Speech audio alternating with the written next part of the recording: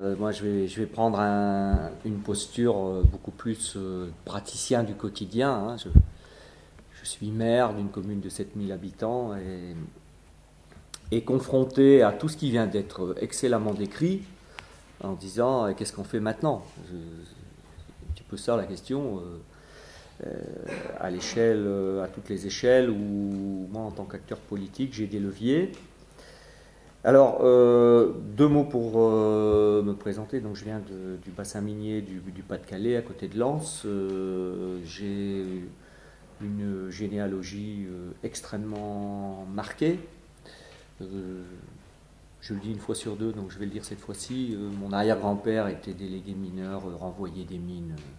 C'était Eugène Lanquier de Germinal. Il a appelé ses enfants Juvénal, Danton, Rosa, Églantine, Louise Michel, Ferrer et Voltaire, qui était mon grand-père, qui a fait 36, etc., etc. Mon père a été dans les fondateurs de la CFDT et porteur de logique autogestionnaire dans un territoire où toute l'organisation politique, il n'y a pas de droite chez nous, ça n'existe pas, n'est structurée qu'entre le PS et le PC, mais un PS tendance guédiste extrêmement, qui cadenasse complètement la société. Bon, donc pour vous dire que j'ai en même temps une longue tradition d'engagement et en même temps de rébellion par rapport au système en place. Alors, moi, mon engagement, il est à la fois, quand on est issu de famille de mineurs, on porte un mythe sur les épaules et on est porteur de beaucoup de souffrance et en même temps de fierté. Et donc, il y a dans mon engagement une dimension de rendre aux aïeux et rendre au territoire, parce que chez nous, les hommes meurent en moyenne à 45 ans de la silicose et qu'ils meurent dans des conditions atroces d'ailleurs, puisqu'ils sont 2-3 ans à ne plus pouvoir bouger de la position assise ou accroupie, ils n'ont plus de poumons. Bon, ça marque les enfants, hein, quand même, quand on vit des choses comme ça. Et puis rendre au territoire, parce que ce territoire-là est décrié de partout, le Parc des Princes, mais pas seulement, par des banderoles assassines, et que une caméra qui passe chez nous cherche un enfant dont le nez coule, une flaque d'eau et un carreau cassé, et quelqu'un qui... On met un sous-titrage quand les gens parlent, parce que c'est des mineurs. Hein. Donc évidemment, c'est un peu difficile. Bon. Mais en même temps, mon engagement, il est lié à la perception d'un mot que vous n'avez pas employé tous les deux. Et là, j'irai sur le terrain, non pas du théorique, mais c'est que moi, j'ai le sentiment d'une urgence qui ne fait que croître. C'est-à-dire qu'on n'est pas, je pense qu'on n'est pas dans une discussion au fil de l'eau sympathique sur le sens de nos sociétés. Je pense que la démesure des capacités d'action de l'homme fait que l'homme, pour la première fois de son histoire, peut créer des nouvelles espèces, pour la première fois de son histoire, peut supprimer l'espèce humaine très rapidement avec la dissémination des virus, par exemple, que l'aggravation des inégalités fait que Ben Laden, c'est que le début, et que donc, comme dit Patrick Vivray, l'humanité a rendez-vous avec elle-même au XXIe siècle. Et que par rapport à ça, il y a donc une question d'urgence et donc nécessité de s'engager. Alors, du coup, moi j'ai le sentiment de vivre une période qu'on peut appeler un changement de civilisation. Ça a été décrit par d'autres et on pourra en donner beaucoup, beaucoup d'éléments, mais vous en avez déjà mis en place un certain nombre d'éléments par le fait que tout se joue d'emblée à l'échelle planétaire, qu'on a touché les limites, que bon, etc., etc. J'ai pas le temps de développer tout ça. Or, il se trouve que nous, dans le bassin minier, ça fait déjà pas mal d'années qu'on vit changement de civilisation et que je dirais que, puisqu'en tout on peut positiver et se jeter dans le canal, je dirais que la crise a ceci d'extraordinaire qu'on est obligé de se bouger, quoi. Et que donc, sur un fond de crise, le pire est possible. Chez nous, c'est Marine Le Pen et le Front National à Hénin-Beaumont, à 10 km de chez moi. 11 communes à plus de 30% autour d'Hénin-Beaumont. Et le meilleur, alors je ne sais pas si ce qu'on fait à Los Angeles c'est le meilleur, mais en tout cas, d'autres types de possibles peuvent émerger parce que les systèmes n'arrivent plus à contrôler justement le système et qu'il y a des possibles, des imaginaires, tu disais, qui sont différents. Bon, alors, je trace juste en une phrase le récit d'une autre, enfin d'une histoire liée, mais pour mémoire, c'est que, en fait, la construction que j'ai entamée dans ma commune découle d'une construction dont j'ai été élu avec Marie Blandin en 92 au Conseil régional Nord-Pas-de-Calais. Et j'ai mis en œuvre une démarche qui s'appelle la conférence permanente du bassin minier, visant justement à produire un livre blanc sur c'est quoi l'après-charbon, quoi. Quand quelque chose a tout structuré, 250 000 emplois perdus, on est dans des mesures, hein, vraiment sur notre territoire, hein, avec des séquelles multiples et irréversibles. Par exemple, la commune de Los a baissé de 15 mètres, et donc nos réseaux d'eau sont cassés, les rivières coulent en sens inverse. Voilà, c'est des choses qu'on a gérées. Le canal, il est en hauteur, parce qu'il a fallu remonter les berges du canal, parce que le canal, il n'accepte pas de faire ça, lui, hein, il faut qu'il reste à plat. Bon. Donc on est dans des questions de ce type-là. Et il y a un état de choc quand tout s'arrête, et où les gens sont tout sauf prêts au XXIe siècle. Et donc on a mené un travail sur un livre blanc dans une dimension extrêmement participative, d'ailleurs totalement boycottée par la classe politique de l'époque. Et on a identifié un certain nombre de chantiers prioritaires avec les acteurs. Et ce qui a été l'acte fondateur pour moi, c'est que le chantier culturel, le chantier existentiel. Alors je me méfie parce que je ne maîtrise pas les mots comme vous, hein. Derrière, il y a plein de représentations, donc pardonnez les mots que j'emploie. Bon, mais on va les prendre dans une acceptation courante. Ce chantier-là est apparu comme beaucoup plus stratégique que les investissements qu'on pouvait faire dans Renaud-Douai ou des ronds-points ou des zones d'activité, mais que la question c'était le ressort de la posture des acteurs du territoire, qu'il s'agisse des habitants, des acteurs ou des élus. Bon. Et quelques années plus tard, d'ailleurs, on avait identifié que la question de la capacité de passer d'un système à un autre, qui est une des questions qui est posée dans vos deux interventions, est absolument stratégique. La question de la trajectoire, moi je suis un peu, pas spécialiste, mais un acteur fort du développement durable. Pour moi, il n'y a pas le développement durable introduit automatiquement la question de la trajectoire. C'est-à-dire qu'on est obligé de se poser la question de la fonction mathématique f de x, ça nous amène nous, de où on vient, comment ça se traduit. Et c'est notamment pour cette raison-là que chez nous, le passage d'un monde à un autre m'a amené à lancer le projet d'inscription du bassin minier à l'UNESCO, que la France vient de déposer au mois de janvier, qui est en soi un événement incroyable. C'est-à-dire qu'on propose au patrimoine mondial de l'humanité l'histoire des mineurs, là où d'habitude c'est les châteaux de la Loire, c'est les vieilles villes prestigieuses, et que donc c'est un des éléments qui peut permettre à ce peuple en même temps d'assumer son histoire pour arriver à se reprojeter, parce qu'on a un énorme problème de se projeter. D'ailleurs, ça a été complètement sous-tendu à vos propos. Bon, je ferme la parenthèse, mais bassin minier UNESCO, derrière ces mineurs du monde que Bernard tu évoquais tout à l'heure, et l'idée d'essayer de mettre en réseau les bassins miniers du monde, justement pour partager face à ce siècle qui arrive, en même temps nos histoires, nos difficultés, nos reconversions. Et j'arrête là sur l'intro plus perso. C'est moi ce qui m'intéresse, c'est la question de la reconversion vers la durabilité. C'est pas la durabilité, c'est le processus qui permet d'y arriver compte tenu de où on part. Bon, alors Los Angeles, donc 7000 habitants, et on pourrait dire oui, mais tu es obnubilé par ton local, on me le dit souvent, alors même quelquefois on pourrait dire par ton bocal. Peut-être, mais moi je pense que si on n'est pas capable de construire des éléments de réponse dans la proximité, c'est qu'il y a quelque chose qui ne va pas.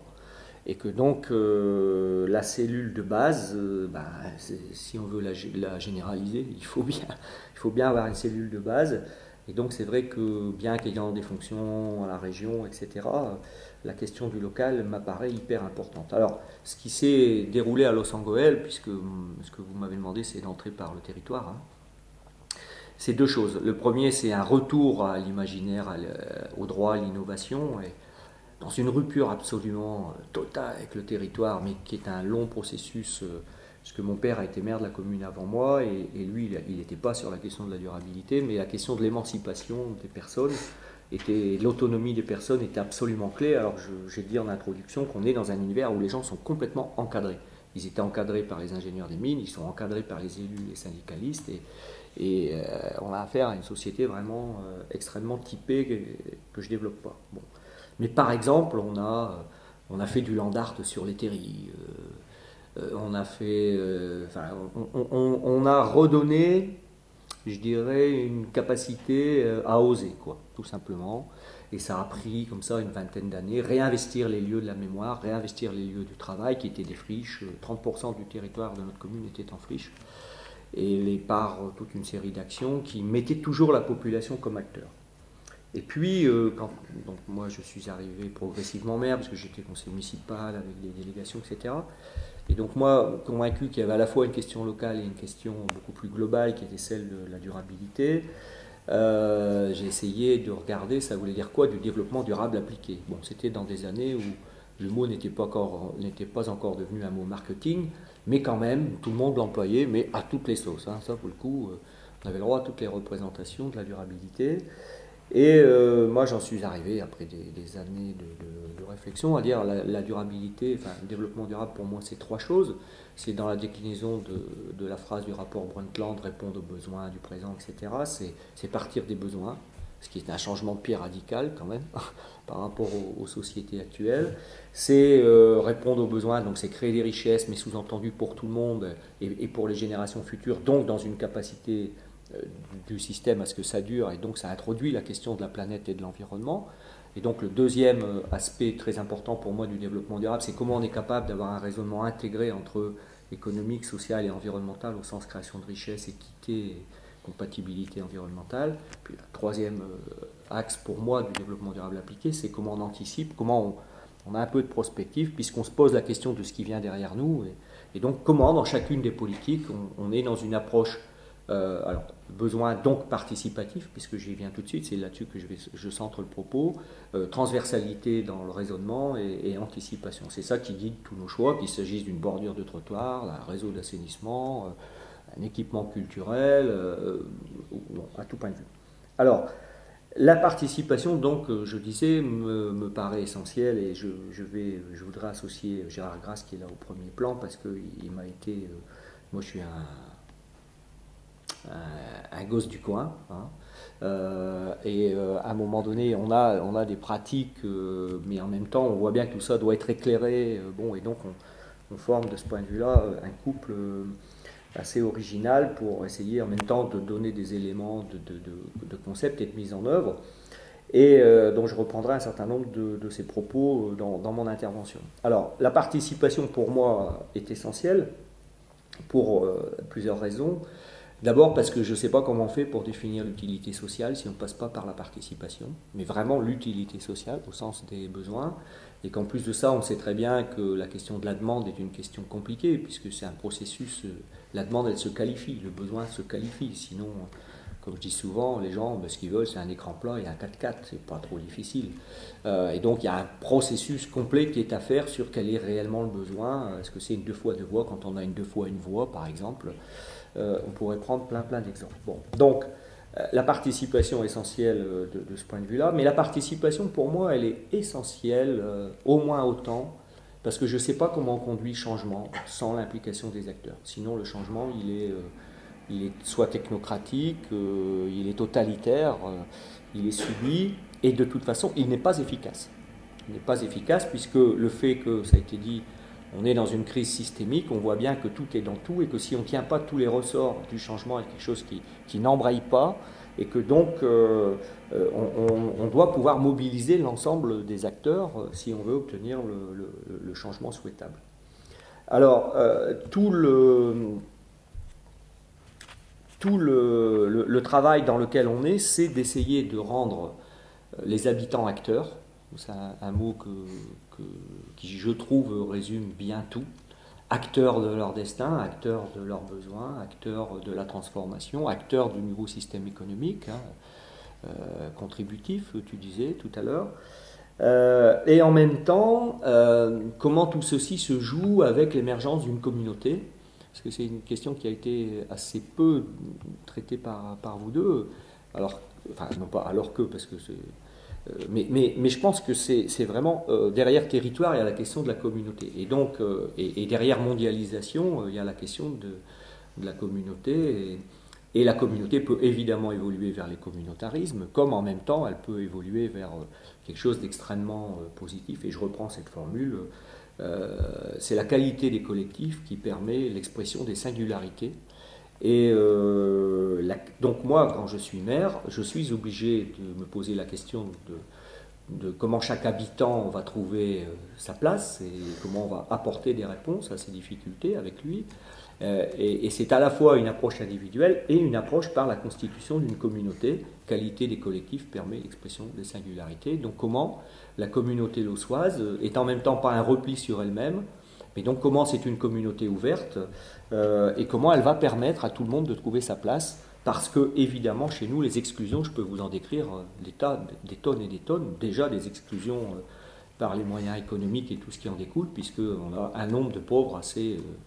alors, je vais arrêter là-dessus parce que vous allez dire, vraiment, en général, la misère, on la plaint, mais on s'en rapproche pas trop, donc je n'ai pas envie de vous écœurer du bassin minier, mais c'est vrai qu'objectivement, on a des situations très difficiles sur un plan... humain, des cités minières où on a la moitié des gens au RMI, des taux d'actifs très faibles, enfin bon, on a vraiment des difficultés sociales importantes. Et donc, il me revient à une expression que j'ai entendue cet hiver au Sénégal où on discutait avec une famille sénégalaise et qui disait, tu sais, si tu vas à l'hôpital ici, ça ne sert à rien de l'argent, ça sert à rien d'avoir de l'argent, ce qu'il faut c'est connaître les gens qui travaillent dans le service à l'hôpital, c'est beaucoup plus important, le bien plus que le lien pardon, plus que le bien. Et je me suis dit, c'est vrai que dans notre communauté, quand les gens ont des réseaux, pauvres et avec des réseaux, on vit. Sinon, enfin, c'est une de nos richesses. Bon. Donc, comment faire émerger et à la fois des citoyens et en même temps une communauté et des compétences collectives, et ça renvoie à un concept qui est travaillé, enfin, que la région Nord-Pas-de-Calais là, essaye de travailler sur l'idée de la robustesse des territoires. La capacité qu'ont les territoires à avoir en eux des ressources qui vont leur permettre d'affronter justement des crises. Alors, le mode d'emploi de ce qu'on essaye de faire dans la commune, c'est d'abord de partir des enjeux des gens. Alors, je ne vais pas vous donner la technologie de tout ça, mais en soi, ça mérite un vrai temps, parce que je dis souvent que je suis vraiment en furie après Ségolène Royal, qui a laissé à croire que la démocratie participative, c'était les cahiers de doléances et donc l'irresponsabilité, quoi. C'est-à-dire qu'on consomme du public comme on consomme en grande surface, quoi. Bon. Alors que je pense qu'il y a vraiment un énorme enjeu autour de tout ça, et que, en tout cas, par rapport à la méthodologie de mise en œuvre de la démocratie participative, c'est pour ça que j'évoquais la question des cahiers de doléances, je pense que la méthode est extrêmement importante, parce que derrière le mot démocratie participative, il peut y avoir beaucoup de types de pratiques différentes. Alors, nous, ce qu'on fait, enfin moi, mon expérience, c'est du terrain, c'est que si je demande aux gens de venir parler avec moi du réchauffement climatique, il n'y a à peu près personne dans la salle. Bon. Si par contre on part des problèmes de conduire les enfants à l'école, les horaires de la halte garderie, des problèmes de transport, etc. Enfin, si on part des enjeux des gens, on a une approche qui permet ensuite de construire un processus. D'ailleurs, il y a quelque chose qui me fait toujours rire. Enfin, parce que quand on fait monter les gens en qualification, ils s'expriment, et donc ils finissent par se mobiliser. Bon. Et quand il y a une pétition qui arrive, par exemple, à chaque fois, ma secrétaire dit, monsieur le maire, il y a une pétition qui est arrivée de la rue d'Enfer Rochereau. Et moi j'ai dit, mais attends, c'est vachement... Enfin, en moi-même, à chaque fois qu'il y a une pétition, je me dis, c'est génial. S'il y a une pétition, c'est qu'il y a des gens qui se sont mis en mouvement, c'est qu'il y a des gens qui ont exprimé quelque chose, et donc on va pouvoir tirer la ficelle, et on a un collectif qui s'est constitué, et avec lequel on peut commencer à engager un processus. Donc on part des enjeux des gens, et on fait tout pour mettre les gens en situation d'acteur. Alors, à la louche, comme ça, très très vite, c'est... tout faire pour aider à l'émergence d'activités associatives, qu'elles soient de quartier, qu'elles soient...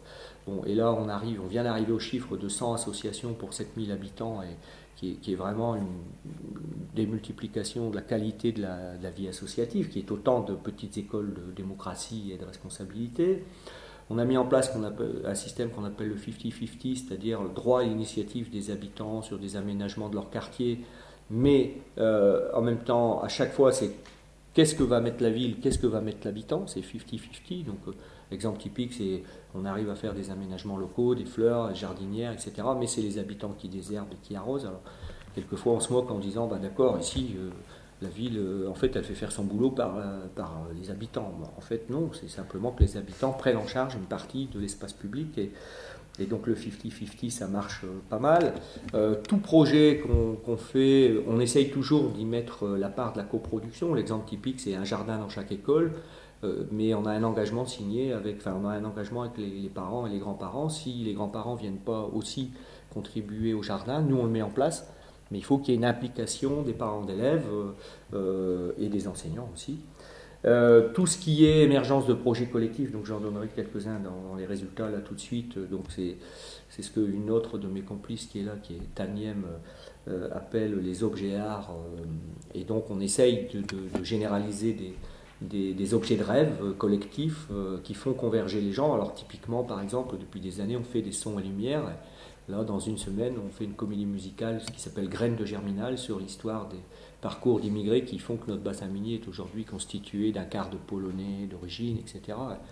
C'est peut-être une des façons de répondre à Marine Le Pen sur ces approches du bassin minier. Et ces projets collectifs sont des temps de vie ensemble, de création ensemble et de fierté collective quand on passe à la télé, quand on passe dans les journaux, etc.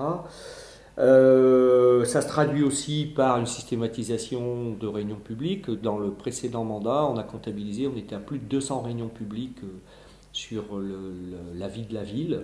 Et donc, évidemment, ça réclame une disponibilité forte et des savoir-faire différents de la part des élus et des techniciens.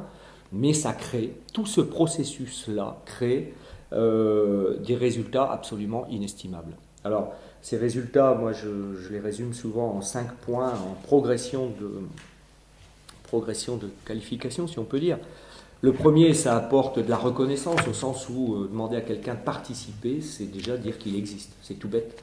Mais il y a toute une série de gens qui se posent la question de est-ce qu'ils existent quand ils vivent seuls, quand ils sont handicapés, quand ils sont... Enfin, je veux dire, alors handicapé, je suis kinésithérapeute, hein, donc c'est pas dans ma tête un propos péjoratif. Je veux dire, il y a toute une série de gens qui sont hors système.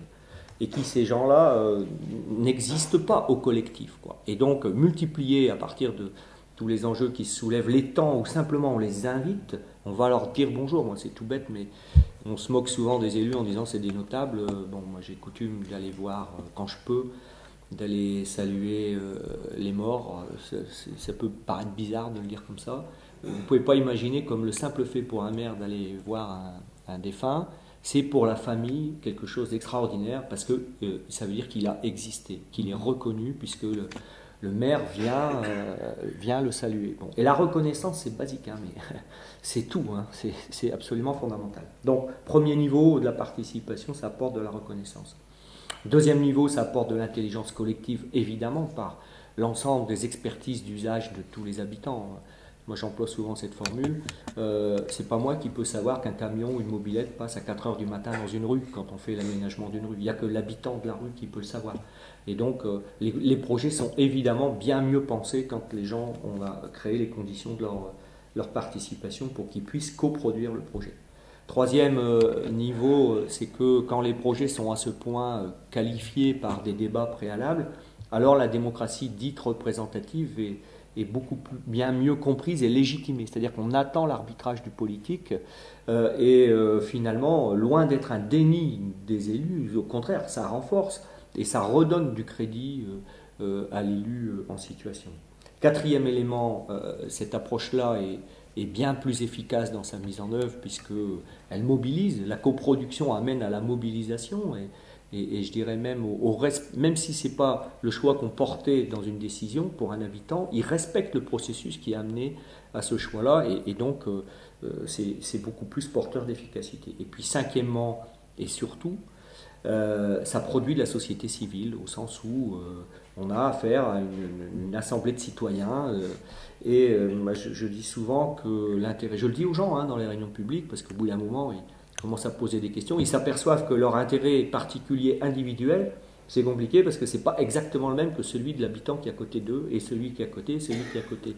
Et à un moment donné on peut introduire dans le débat que l'intérêt général ça tombe pas du ciel, que l'intérêt général ça se produit et que ça se produit collectivement et que le maire il fait ce qu'il peut, les élus font ce qu'ils peuvent, mais on est tous acteurs d'essayer de produire de l'intérêt général. Donc du coup, ça veut dire que écoute et responsabilité, et moi j'insiste beaucoup sur le mot responsabilité, sont au cœur de ce processus-là, et que ça change tout d'avoir une population dans un processus de responsabilité par rapport à une population consommatrice d'un éventuel bien public qu'elle veut quasiment acheter ou s'accaparer. Et ça change tout quand elle est dans la production de cet intérêt général, cet intérêt public. Alors, quelques résultats très vite. Des résultats mesurables. Hein. C'est une mobilisation bénévole qui peut parfois être impressionnante. J'en donne un exemple que je cite souvent, mais parce qu'il est flagrant. On est à côté des villes de Lens et de Liévin qui font 35 000 habitants, 30-35 000 habitants. Il y a la route du Louvre qui est un très grand événement sportif qui passe dans nos communes. À Los-Angeles, on a 250 bénévoles. À Lens et à Liévin, ils doivent payer des gens pour tenir les carrefours. Et ils viennent demander à Los-Angeles de leur prêter des bénévoles. Évidemment, autant vous dire que les petits Lossois de 7000 habitants regardent venir les Lensois avec un sourire jusque-là, et c'est la revanche du petit poussé. Bon. Autre exemple, ce matin, j'étais à l'Assemblée Générale des Médaillés du Travail, bon, c'est la vie d'un maire. Le président du tout secteur fait une alerte, toutes les associations s'effondrent, à Avion on est passé de 400 adhérents à 190, etc., etc. Puis je demande à mon voisin, le président des Médaillés du Travail de Los-Angeles, de me dire monsieur le maire, nous, toujours pareil, on a le même nombre. Bon. Et donc on a, dans la vie de notre collectif, je citais le nombre d'associations, mais l'implication des bénévoles et la participation aux endroits collectifs est manifestement, très nettement améliorée par rapport aux communes autour. Un autre exemple, des habitants, parce que maintenant les gens commencent ça devient compliqué, ils prennent des initiatives. Et ils sont venus me dire, voilà, monsieur le maire, on a une idée, on va couvrir le terri qui fait, c'est la pyramide de Khéops, hein, à 50 cm près, c'est la même taille, les pyramides de 11-19. On va couvrir le terri d'une pyramide, comme ça on va travailler avec les dames du foyer logement, on va travailler avec les associations, etc. Parce qu'on a pris l'habitude de faire des opérations de ce type-là, et donc c'est moi qui dois leur attendez, vous vous rendez pas compte, ça va faire des tonnes, s'il y a du vent ça va partir sur la rocade, et c'est moi qui dois calmer le jeu, et c'est le 5 juin pour ceux qui veulent voir ça. Alors finalement j'ai réussi à les convaincre de faire une écharpe sur le terri, et donc depuis quasiment 8 mois, tout le monde tricote, même des hommes, donc ils se retrouvent dans des groupes, et ils font des carrés pour faire une écharpe. Intérêt à peu près nul, mais œuvre collective et moment de bonheur partagé. Les gens le disent d'ailleurs, hein, ils le disent. Hein. On se retrouve, on est fiers, on est content. Enfin bon, bref. Donc ça produit de l'implication. Ça produit du vivre ensemble. Là aussi, j'ai des résultats chiffrés. Le commissaire me dit, parce qu'on discutait sur la baisse du nombre d'effectifs de police, il me dit, vous comprenez, mes gars, ils passent leur temps à prendre des plaintes. D'ailleurs, je comprends pas ce qui se passe dans votre commune, j'ai que 8 plaintes entre voisins, j'en ai à peu près 10 de plus dans les communes de taille équivalente, c'est-à-dire que, je ne sais pas s'il y a des policiers dans la salle, mais il paraît que la police est absolument submergée d'année en année par de plus en plus de plaintes, la judiciarisation de la société, et que donc ça leur pose des vrais problèmes de temps de prise de plainte. Et donc, manifestement, me dit-il, dans votre commune, je ne sais pas ce qui se passe, les gens ne se portent pas plainte entre voisins. Bon. Autre exemple, c'est les conducteurs Tadao, qui est notre organisme de transport en commun, et qui me dit, même chose, je ne sais pas, mais pas d'attaque de bus, alors c'est des petites communes, hein, mais bon, ceci dit, c'est quand même une agglo de 250 000 habitants, enfin je veux dire, on n'est pas au milieu de la Creuse, donc dans les autres communes, bon bref, on a des indicateurs de délinquance, même chose sur nos biens publics, on a beaucoup moins. Donc ce que m'avait dit le commissaire qui avait fait pas mal de sociaux, il me dit, vous voyez, ils ont un formulaire, toutes les plaintes, il dit, vous voyez, tout ce qui est bien public est respecté chez vous.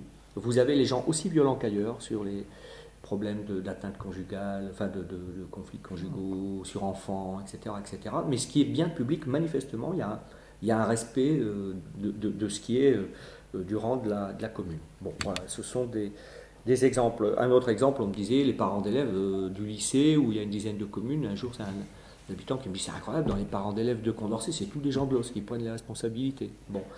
Voilà, bon, quelques exemples, bon, j'arrête là-dessus. Mais donc pour dire que ça donne évidemment, je pense, des ressources. extraordinaires dans le vivre ensemble, qui sont, bon, je le dis tout de suite d'ailleurs, moi je suis un amateur d'équipes qui pourraient venir travailler là-dessus, parce que ça génère des externalités, si on peut dire, qu'il faudrait pouvoir évaluer, et notamment dans les débats sur la sécurité par exemple, mais sur un certain nombre d'autres éléments. Sur les commerces et les entreprises, j'ai pas le temps de développer, mais on transforme un grand site minier et on a des résultats aussi étonnants, et on a des déclarations de gens qui viennent s'installer à Los, des commerces qui n'avaient jamais existé. En gros, c'est sympa, ça a une image. Alors la question de l'image, la ville a une très bonne image, hein, qui est reprise dans beaucoup de médias, etc., pour plein de sujets, parce qu'on fait beaucoup d'innovation. Parce que là, je parle que de la participation, mais il y a des champs sur l'environnement, bon, pas le temps de développer tout ça, mais les gens disent à quel point l'image de la commune et le côté sympa, c'est-à-dire que les gens disent bonjour, c'est l'opticien un jour qui m'a dit ça, il participe à la route du Louvre, les gens sont sympas ici, puis la ville a une bonne image, il n'y a jamais eu d'opticien dans la commune, il a décidé de venir ouvrir, et plus, comme les gens sont très fiers qu'ils soient venus investir dans notre communauté, ça marche du feu de Dieu, et donc il y a un effet extrêmement positif. Bon, donc il y a manifestement un effet d'attractivité, hein, à analyser. Et puis 2 éléments chiffrés sur les élections, parce que quand même c'est un juge de paix. Notre liste a eu le meilleur score du Nord-Pas-de-Calais, là où il y avait 2 listes, puisqu'elle a été réélue avec 82,1% des voix, ce qui est un indicateur quand même, même si du coup je me fais accuser de stalinisme.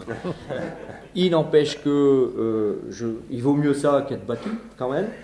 Et surtout, là, aux dernières régionales, c'est à Los Angeles que le Front National a fait le score le plus faible du bassin minier. Ça fait encore 16,9%, c'est énorme, mais beaucoup de communes autour, je vous le disais tout à l'heure, quasiment toutes autour sont au moins à 25% et nettement au-dessus, quoi. Bon, donc tout ça, c'est quand même des éléments un peu mesurables du vivre ensemble et de la qualité de la vie collective. Alors, il y a des limites évidemment, hein, c'est difficile en rapport à l'agglo, il y a un risque de sélection des gens qui peuvent venir à Los parce que par exemple le foncier explose en prix, ça dévore énormément de temps et c'est hyper... ça repose beaucoup sur des équations du maire en tant qu'animateur du processus, et donc c'est un des enjeux, j'accélère. Mais en tout cas, ce qui, moi, me paraît intéressant pour conclure sur Los et dire 2 mots de la mission d'enquête, c'est qu'il y a un effet je reprends l'expression de Taniem, il y a une cellule souche pour dire qu'il peut y avoir un autre imaginaire aujourd'hui d'une façon de revivre ensemble ou de vivre ensemble, et que derrière ça, il peut y avoir des effets.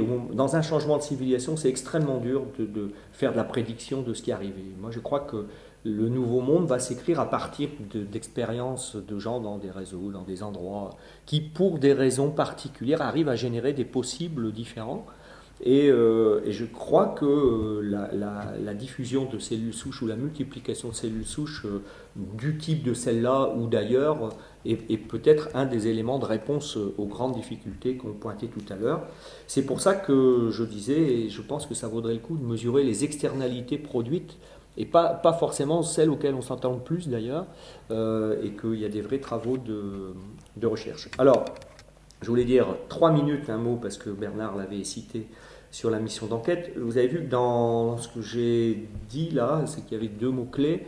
Il y en a un autour de l'agencement d'acteurs au sens large, qui me paraît être la clé de beaucoup de choses et qui est à l'opposé pour beaucoup des process actuels dans la façon de s'organiser. Et notamment moi en tant qu'élu, je vois bien à quel point on est toujours prêt à trouver de l'argent pour investir dans le hard, dans les infrastructures, etc. Et qu'on n'arrive pas, c'est très difficile de convaincre des élus de mettre de l'argent dans des ingénieries, dans du collectif. On se fait toujours accuser de dispenser de l'argent dans du fonctionnement, quoi. Alors qu'à côté de ça, on peut claquer des sommes incroyables dans ce qu'eux appellent l'investissement, mais où est l'investissement, quoi, hein, bon. Ouais.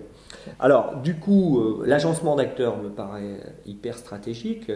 Et puis, la deuxième question, c'est que j'ai dit depuis tout à l'heure, c'est effectivement la question des externalités, en quoi elles sont négatives ou en quoi elles sont positives, et donc comment on peut avancer sur tout ça. Alors, c'est là-dessus que j'ai conduit à la région une mission d'enquête sur le schéma régional de développement économique, dans lequel, alors là, on va toucher quelque chose de beaucoup plus à grande échelle, qui est de dire pourquoi, à quelles conditions est-il encore justifié d'injecter de l'argent du financement public en économie. Alors on va me dire, on bascule d'un domaine à l'autre, mais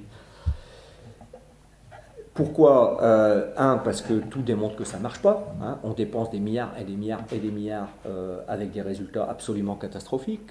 Rapport de Cour des comptes, rapport d'inspection générale multiples, etc., etc. Effet pervers des aides aux entreprises. Et puis tu en as démontré aussi très rapidement tout à l'heure toute l'aberration du système dans lequel on est. Donc ça ne marche pas.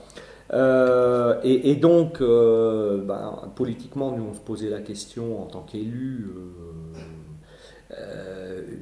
est-il véritablement justifié d'injecter de l'argent public? Et si oui, dans quelles conditions? Bon, et c'est là où on a mené une mission d'enquête encore avec Gérard Grasse, Jean Gadré, que certains connaissent peut-être, et Laurent Cordonnier, et dans lequel on est arrivé comme résultat. Alors si vous le souhaitez, on pourrait vous donner les références des travaux de cette mission d'enquête. Donc je vais juste en dire 3 phrases. Le résultat de nos travaux, qui ont mobilisé l'ensemble des acteurs économiques de la région. On avait le MEDEF, on avait la CRCI, on avait tous les syndicats, enfin je veux dire, on avait les consommateurs, on avait les chômeurs, donc on avait une assemblée de coproduction d'un nouveau rapport à l'injection d'argent public en économie, pas à l'économie, hein, d'argent public dans l'économie.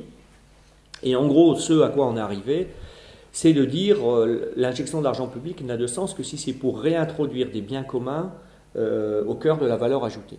Et dit avec des mots qui sont les miens, donc certainement plein d'erreurs et d'approximations, mais comment finalement baser ce qu'aujourd'hui les uns les autres appellent la compétitivité sur du durable. Exemple typique, c'est si c'est pour investir dans l'automobile, chez nous c'est 55 000 emplois, ça n'a de sens que si par exemple on réduit la dépendance de l'automobile à l'énergie. Ce faisant, on introduit un bien commun qui est la protection de la ressource en énergie et la diminution du rejet des pollutions, mais on le fait en donnant à l'industrie automobile en lui donnant une compétitivité basée sur de la sobriété. Et on peut prendre comme ça plein d'exemples. Bon. Et donc, on se propose, pour ce faire, de partir des enjeux des acteurs. Là, par exemple, typiquement, c'est la dépendance à l'énergie fossile. Dans d'autres endroits, ça pourrait être des tas d'autres sujets. Et à partir de là, de faire de l'agencement d'acteurs, ce que Gérard, Jean et Laurent ont appelé un 4e facteur, à côté du capital, du travail et de la terre, qui est le facteur de l'agencement des acteurs. Dans cette société complexe qui fait que le résultat économique résultera de l'agencement et de la recoordination de l'ensemble des acteurs, c'est-à-dire comment les acteurs de la recherche vont se positionner, comment les acteurs de la formation vont se positionner par rapport à cette question-là, par exemple de la dépendance énergétique, comment les acteurs publics vont se positionner. Typiquement, une mairie comme la mienne, on a changé nos appels d'offres sur plein de sujets, on n'achètera plus de véhicules automobiles à l'essence. On prend au GNV. Bon, et d'ailleurs, tous nos véhicules sont au GNV. Enfin, tous nos véhicules nouveaux. La commande publique est un des éléments, évidemment, de l'inflexion des processus économiques. Donc, et les consommateurs, etc., etc. Donc, pour dire que l'ensemble des acteurs organisés autour de cet enjeu de la réduction de la dépendance énergétique dans l'automobile, au travers donc de ce qu'on a appelé des opérations de développement, qui du coup viennent bousculer les institutions qui fonctionnent en général par compétence, la compétence enseignement supérieur, etc., enfin qui découpent tout par tranche, avec derrière les logiques territoriales, mais pas au bon sens, comme tu l'évoquais tout à l'heure, mais plutôt de ici, c'est chez moi, donc je suis le vice-président, je suis le directeur, c'est à moi, c'est mon budget, je t'en parlerai quand je voudrais bien, et qui fait qu'on est dans une institution comme la mienne, comme toutes, en permanence en train d'essayer d'introduire, tout le monde, tous ceux qui travaillent là-dedans le savent, de la transversalité, parce que chacun, il veut être maître chez lui. Bon, ça renvoie des questions de marquage de territoire au sens éthologique que tu évoquais tout à l'heure. Et donc, en le prenant par des enjeux et des opérations de développement, ça refait converger les politiques et les compétences d'une façon beaucoup plus... qui permet à tout le monde d'exister et qui donne plus d'efficacité, si on peut dire. Voilà. Donc ça, c'était pour dire qu'on lance d'ailleurs dans ce nouveau mandat maintenant la mise en œuvre de tout ça au travers d'assises de la conversion écologique. Mais bon, ça c'est peut-être pour dans quelques années de regarder ce que ça va produire. Voilà. Ma conclusion, ce sera de dire juste que Moi, je ne dis pas forcément avec les mêmes mots que vous, mais l'impression que j'ai, c'est... enfin, pas l'impression. Le maître mot peut-être que j'ai depuis toujours, c'est quoi le développement, quoi. Dans la mesure où je suis issu d'un territoire où j'ai vu les gens mourir, le territoire être dégradé, être pressé comme un citron au nom du développement, ça fait longtemps que je me dis, mais si c'est ça le développement, moi j'en veux pas, quoi. Bon. Et je pense que c'est ça la question sur laquelle on est actuellement. Pendant très très longtemps, le développement c'était assez simple, hein. C'était plus de tout, quoi. Plus de routes, plus de 4x4, plus de. Enfin, plus. Et je pense que, mais c'est toi qui le dis beaucoup mieux que moi, hein. C'est pour ça que je lis toujours tout ce que tu dis. Mais la vraie question, c'est la maîtrise du développement. C'est quel développement on veut. C'est ça la question d'aujourd'hui. Et effectivement, c'est là où, quand on est maire d'une commune, et que je regarde le fonctionnement des uns et des autres, que je mesure toutes les aliénations, parce que les gens les plus pauvres sont ceux qui, c'est bien connu, hein, sont ceux qui vont le plus chercher les crédits délirants pour acheter des trucs dont vraiment ils n'ont absolument pas besoin de notre point de vue. Et donc tout ça traduit une aliénation individuelle et collective terrible, quoi, avec des effets d'entraînement, etc., etc. Donc c'est pour ça que je pense que l'enjeu, c'est comment on refait société. Et comment donc on reproduit du vivre ensemble. Et c'est là où c'est vrai que la porte d'entrée du territoire, je pense, le territoire est une ressource, quoi. Quand les gens n'ont plus rien, je l'ai dit tout à l'heure en introduction, le territoire est l'endroit, je pense, qui peut leur permettre de se retrouver individuellement, de se retrouver collectivement, de recréer des liens, de recréer de la richesse sous une autre forme, et que ben, tout ça c'est hyper moderne. Voilà. Merci.